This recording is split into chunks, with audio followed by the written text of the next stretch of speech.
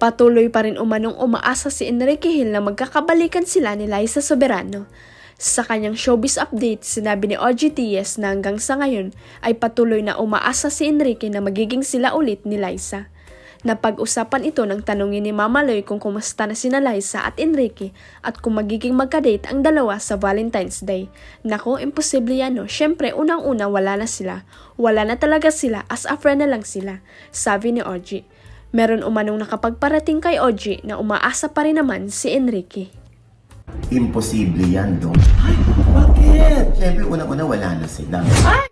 Uy, wala naman na talaga sila. Ano pa ba naman? Kung lalabas sila, parang as a friend lang.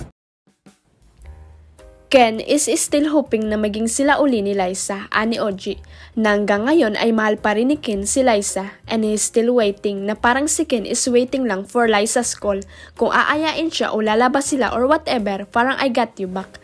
Dagdag pa ni OG na dating manager si Liza, si Ken ay may feelings kay Liza. Si Liza ay hindi natin alam kung mayroon na siyang iniirog or kung ang kanyang iniirog ay ang kanyang karir o yung kanyang goal na Hollywood career.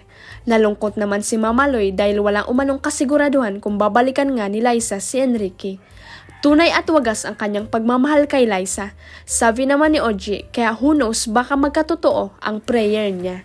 Ken is still hoping na maging sila ulit ni Liza.